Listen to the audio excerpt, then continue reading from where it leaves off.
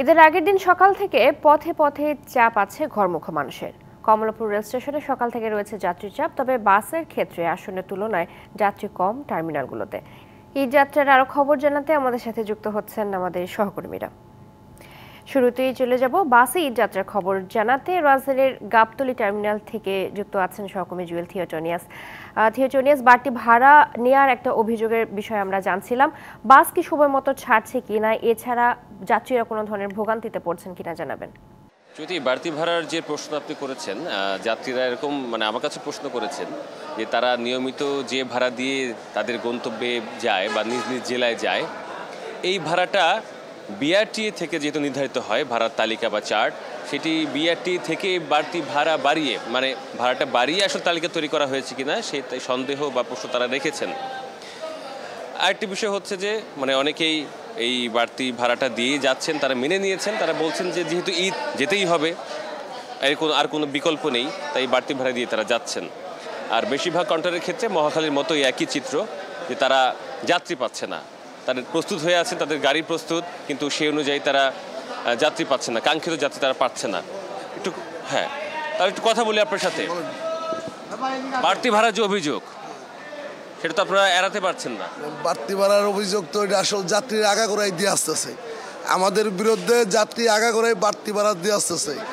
আর যাত্রী ভাড়ার অভিযোগ যেই যাত্রী দিচ্ছে, ওই যাত্রীর কাছে আপনার সাংবাদিকের কাছে প্রশ্ন হলো, আপনারাও আমাদের পক্ষ নিয়ে জিজ্ঞাসা করুন, আজও কি আপনি জানেন কিনা যে ভাড়া কত?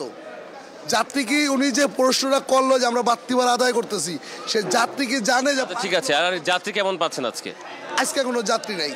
যেরকম আজকে যাত্রী না থাকার কারণ হয়েছে যে ঈদ হয়ে যাওয়ার কথা ছিল আজকে 29টা, অনেকের ধারণা ছিল 29টা রোজা হবে, বা অনেক অনেক প্রতিষ্ঠান বা গার্মেন্টস বিভিন্ন জায়গা 29 রোজার হিসাব করেই ছুটি বেতন দিয়ে এসে ছুটি দিয়ে এসে যাত্রী যাওয়ার গতকালকে চলে গেছে।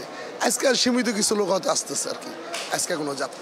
চৈতি, পরিবহন সংশ্লিষ্ট যারা বলছেন যে বাড়তি ভাড়া তারা নিচ্ছেন না, সরকার নির্ধারিত ভাড়াই তারা রাখছেন, যেটি আপনি ছবিতে দেখতে পাচ্ছেন। সুতরাং যাত্রীদের যে প্রশ্নটা, যেটি আমাদের ক্যামেরায় ধারণ করা সম্ভব হয়নি, কিন্তু এমনিতে কথা বলার সময় তারা বলেছিল যে বিআরটিএ থেকে আসলে ভাড়াটা বাড়িয়ে তালিকা তৈরি করা হয়েছে কিনা সেই সন্দেহ কিন্তু অমূলক হচ্ছে না, এবং সেই প্রশ্নটা কিন্তু রয়ে যাচ্ছে। আর 1 ঘন্টা পরে বিআরটিএ চেয়ারম্যান পরিদর্শনে আসার কথা রয়েছে গাবতলী টার্মিনালে, সেই প্রশ্নটা আমরা রাখবো তার কাছে, তিনি কি বলেন সেটি জানাতে পারবো। চৈতি, ধন্যবাদ আপনাকে।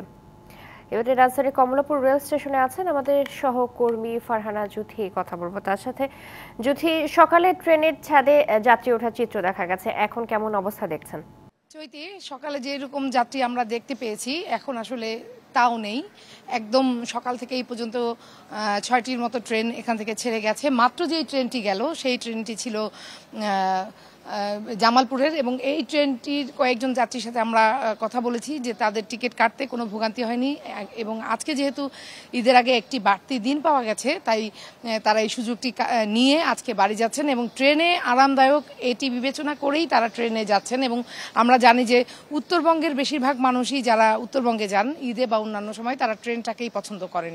তো আজকে আমরা এখন পর্যন্ত সকাল থেকে 6টি ট্রেন ছেড়ে যেতে দেখেছি। এর মধ্যে নরসিংদী এবং ব্রাহ্মণবাড়িয়ার যে ট্রেনটি আছে তিতাস, সেটিতে আমরা শুধুমাত্র অভিযোগ পেয়েছি, এছাড়া অন্য কোনো ট্রেনের যাত্রীর কাছে আমরা কোনো ধরনের অভিযোগ পাইনি।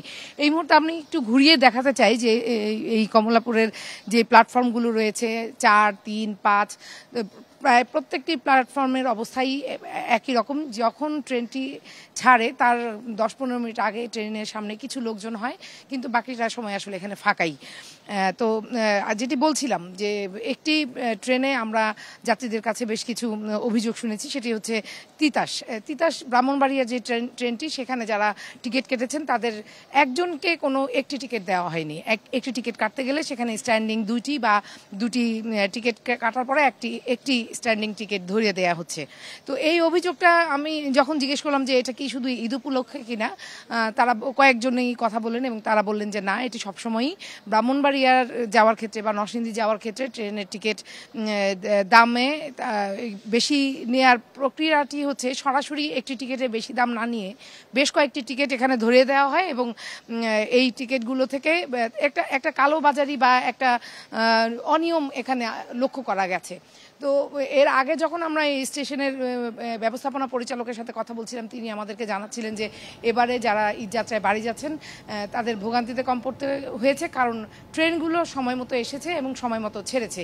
দুই একটি বিচ্ছিন্ন ঘটনা ছাড়া ট্রেনগুলো আসলে শিডিউল মতোই চলছে। চৈতি। জ্যোতি, ধন্যবাদ আপনাকে।